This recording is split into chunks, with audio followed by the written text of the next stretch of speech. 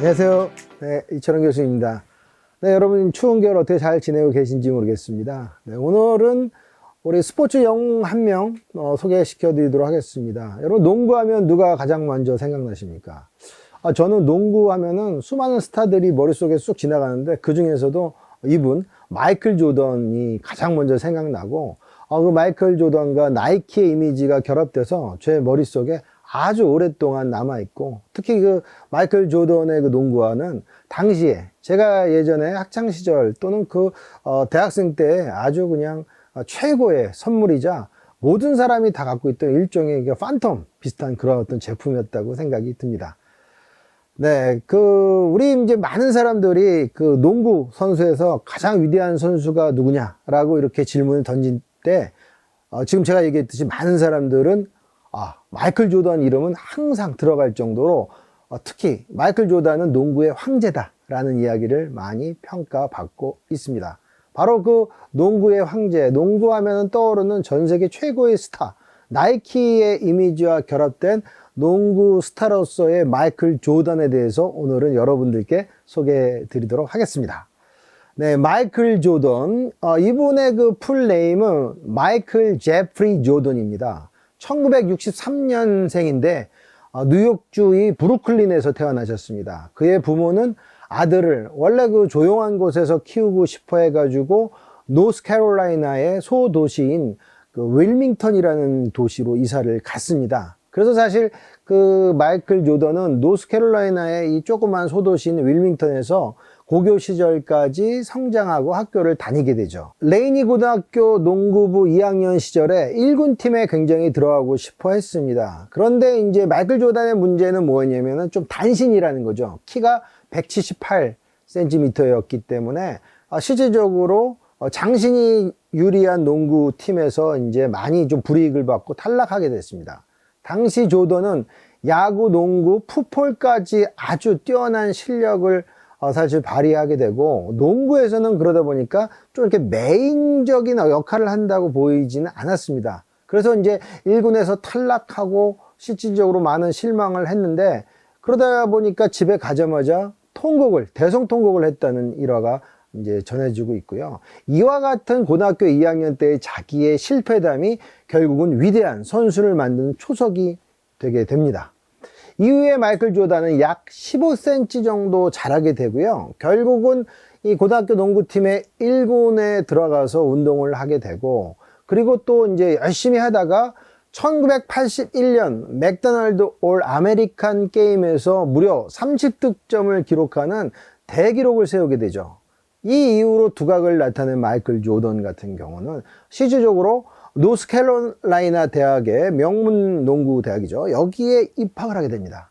그래서 이 노스캐롤라이나 대학 신입생 때 1982년도에 NCAA 결승에서 또한 그 농구 명문 대학인 조지타운 대학을 상대로 해서 시합을 했는데, 여기서 결승 점프슛을 터뜨리면서 전국의 많은 농구 팬들의 이목을 집중시키는 결과를 낳게 됩니다.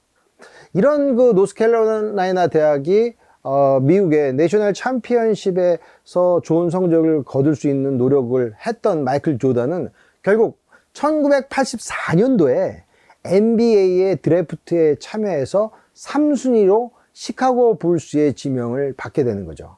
그래서 이 이후로 마이클 조던과 시카고 불스는 뗄래야 뗄 수 없는 그런 관계를 설정하게 되죠. 근데 이제 당시에 왜 1순위가 아니라 3순위로서 마이클 조던이 그 드래프트 지명을 받게 되느냐. 그 이유는 조던의 포지션이 바로 슈팅 가드였기 때문에 그렇습니다. 당시에는 슈팅 가드만 유일하게 MVP가 배출되지 않을 정도로 사실 그 포지션에서는 이 기대치가 좀 낮았고, 여기보다는 다른 포지션에서 잘하는 선수들이 너무 많았다는 그런 문제가 있었다는 것이죠. 당시를 좀 살펴보면 1984년도에 하킴 올라주원, 샘 부이, 이와 같은 특급 센터들이 그 NBA에서 활동하고 있었고, 그러다 보니까 이러한 선수들과 경쟁을 하다 보니까 실질적으로 이 드래프트에서 최상위 순위를 받기는 어려웠다는 것이죠. 하지만 조던은 그 드래프트 되고 그 다음 시즌에 뛰는데 신인왕을 수상하게 되고 LA 올림픽 농구 시합에서도 금메달을 따는 등 미국을 대표하는 농구 스타로 우뚝 서게 됩니다. 그래서 실질적으로 그 조단은 시즌 세 번째 경기에서 덩크 후에 착지하던 도중에 이제 좀 발이 금이 가는 그런 부상도 입게 됩니다. 열심히 잘하다가 이런 어떤 부상이 선수들한테는 굉장히 치명타가 되기 쉬운데요. 이 조단의 같은 경우도 64경기의 결장 후에 결국은 이제 경기에 복귀하게 되는데, 이렇게 64게임 정도의 그 많은 공백기를 갖게 되니까 사실 조단이 쉽지가 않은 그런 상태로 경기에 임하게 되죠. 그런데 이 복귀한 이후에 마이클 조단은 보스턴 셀틱스와의 그 플레이오프 경기에서 당대 최고로 평가받은 이 셀틱스 팀을 대상으로 상대로 해서 1차전 49점, 2차전 무려 63점이라고 하는 어마무지한 그 점수를 퍼부으면서 놀라운 성과를 내게 됩니다. 그래서 실질적으로 이 복귀하고 셀틱스 전에서의 이러한 놀라운 성과로 많은 사람은 다시 한번 마이클 조단 이렇게 이야기를 외치게 되죠. 거칠게 맞고 잡아 끌어도 슛을 하고 사람을 피해서, 상대편 선수를 피해서 놀라운 기량을 선보였던 마이클 조단에게 NBA의 최고의 선수로 평가받았던 레리 버드 선수이자 감독은 이런 얘기를 해요. 신이 마이클 조단으로 변장한 것 같다는 놀라운 명언을 남기게 되죠. 마이클 조단은 그 다음 해에도 클리브랜드 캐벌리어스와의 플레이오프 경기에서 아주 뛰어난 그 체공력을 바탕으로 해서 더블 점프를 하면서 시리즈를 끝내는 버저 비터 샷을 성공을 시키면서 역사적인 그 승리를 따내게 되죠. 이렇게 그 연이은 팀의 어떤 성공에서 계속적으로 노력을 했지만, 그러나 우승 문턱에서 이 시카고 불스가 좌절해서 많은 언론들이 이런 얘기를 합니다. 마이클 조단 혼자서만 잘해서는 팀을 우승시킬 수 없다라는 이야기까지가 이제 매스미디어에서 나오게 되죠. 이렇듯 마이클 조단은 굉장히 잘했지만 시카고 불스는 약간의 어떤 한계점은 갖고 있었던 팀이었습니다. 1990년 시즌에 이제 마이클 조단을 그 막기 위한 더티 플레이라고 할 수 있는 그 조던 룰이 이제 만들어졌고, 이 조던을, 이런 걸로 인해서 조던을 굉장히 힘들게 했는데, 디트로이트 피스톤스와 매직 존슨이 이끄는 그 LA 레이커스를 사실을 이겨야지만 우승에 갈 수 있는데, 마이클 조단은 이 피스톤스라든지 LA 레이커스를 넘어서 우승을 하게 됩니다. 그러니까 1990년 시즌은 마이클 조단한테도 상당히 의미가 있는 시즌으로 거듭나게 되죠. 그래서 당시 마이클 조단은 라카에서 우승컵을 껴안고 펑펑 우는 모습을 보여줬고, 이게 TV에 생중계 되었다고 합니다. 이때 많은 사람이 마이클 조단도 인간이었구나 라는 이야기를 하고, 이러한 그 농담들이 회자되었다고 합니다. 당연히 마이클 조단은 인간이죠. 그러나 레리 버드 말처럼 신이 인간으로 환생한 것처럼 뛰어난 플레이, 절대 인간으로서 보이기 힘든 그런 플레이를 보였던 위대한 선수가 바로 마이클 조던이었던 것이죠. 이후에 2년을 더 우승을 해서 바야흐로 농구에서 시카고 불스라는 왕조를 만들어서 이 왕조를 일컫는 쓰리핏을 이뤄내며 마이클 조단은 농구 황제로서의 자리에 등극하게 됩니다. 그래서 90년도 초반에 많은 사람은 농구 황제 했을 때 마이클 조단을 뇌리에서 딱 떠오르게 되는 것이죠. 그런데요, 이렇게 잘 나가다 결국은 누구나 운동선수들이 흔히 겪게 되는 슬럼프 같은 경우, 또는 플래투라고 하는 그런 어떤 현상들을 경험하게 되죠. 마이클 조단에게도 예외는 아니었다는 것이죠. 그의 멘토였던 아버지가 노상 강도를 만나서 사망하게 되는 끔찍한 사건이 발생하게 됩니다. 이런 사건에서 그 실의하게 된 그 마이클 조단은 결국은 은퇴를 선언하게 되고 야구 선수로서의 제 인생을 살아간다고 공포하게 됩니다. 그런데 알려지다시피 마이클 조단 같은 경우에 그 마이너리그로 들어가서의 야구 선수로서의 성적은 별로 좋지 않았습니다. 그러니까 예를 들어서 시즌 막바지 3주간 3할 이상의 타율을 기록했긴 했지만 마이너리그 가을리그에서의 뭐 2할 오픈 1, 2 정도의 타율을 기록하면서 그냥 보통의 선수로서 마감을 하게 됩니다. 그래서 실질적으로 마이클 조단이 너무 늦은 31살에 야구를 시작했기 때문에 제가 보기에 마이클 조단은 농구도 잘하지만 야구로서의 선수로서도 천부적인 능력을 갖고 있는데 조금 늦게 이미 농구 선수로서의 신의 경지에 오른 다음에 야구 선수로 가다 보니까 약간의 좀 제약이 있지 않았을까라는 생각이 들었고, 그렇기 때문에 아주 뛰어난 성적은 거두지 못하게 됩니다. 이렇게 야구 선수로서의 길을 가다가 그 마이클 조단 같은 경우가 그 메이저리그 파업 사태를 또 경험을 하게 되죠. 그래서 조단이 어쩔 수 없이 야구 선수 생활을 2년 만에 그만두게 됩니다. 그리고 이제 조단이 약간의 그 이제 휴식기를 취하다가 그 미국 언론들 매체들 매스미디어 그 회사들에 딱 연락을 합니다. I'm back. 그런 어떤 팩스를 보내고 다시 농구계로 돌아오게 되죠. 네, 농구로 갔다 야구로 갔다가 농구로 다시 오는 이러한 드라마틱한 선수 생활의 시작을 90년대 초반에 다시 알리게 됩니다. 그래서 마이클 조단은 95, 96 시즌에 농구계로 복귀하게 되죠.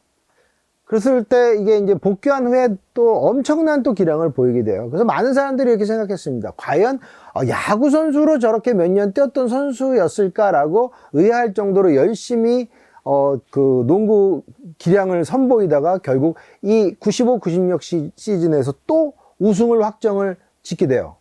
그 다음에 이 마이클 조단은 이 우승한 날을 아버지의 날로 이야기를 하고, 우승한 순간에 농구공을 껴안으면서 흐느껴 울면서 아버지를 이야기를 하고 아버지를 생각을 하게 됩니다.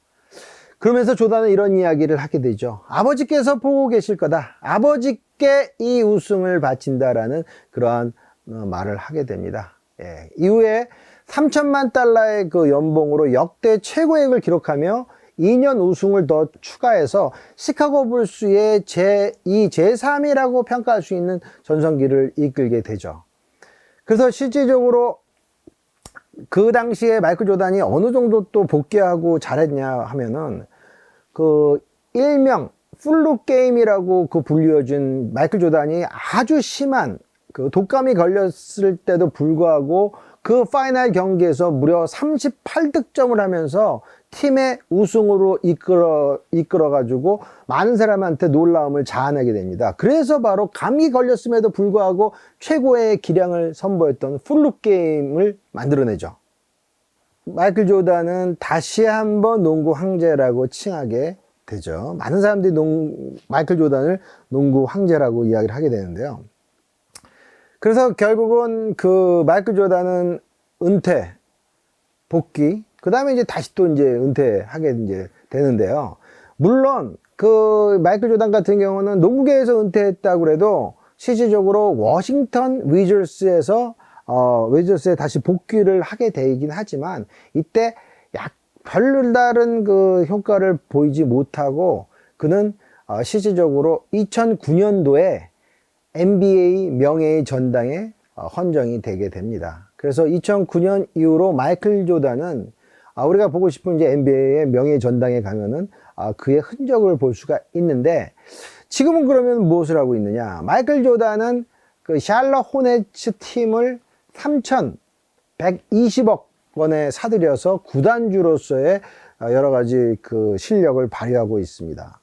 어떻게 보면 마이클 조단은 위대한 선수였다가 은퇴하고 자기가 좋아하는 그 팀에 운영하는 구단주로서의 또는 스포츠 행정가로서 경영자로서의 제2의 인생을 성공적으로 살고 있는 모범적인 운동선수 사례라고 말씀을 드릴 수 있는 거죠. 그래서 마이클 조단 이야기할 때 우리는 선수 생활의 화려한 면, 신의 경지에 올랐던 그 선수에 대한 이야기도 중요하지만 스포츠 마케팅에 대한 이야기를 또 빼놓을 수가 없습니다. 마이클 조단 하면 가장 많이 생각나는 게 바로 에어 조던 브랜드라는 것이죠. 그래서 스포츠 선수의 역사상 마이클 조던처럼 이와 같은 브랜드적 임팩트를 줬던 선수는 역사상 없습니다.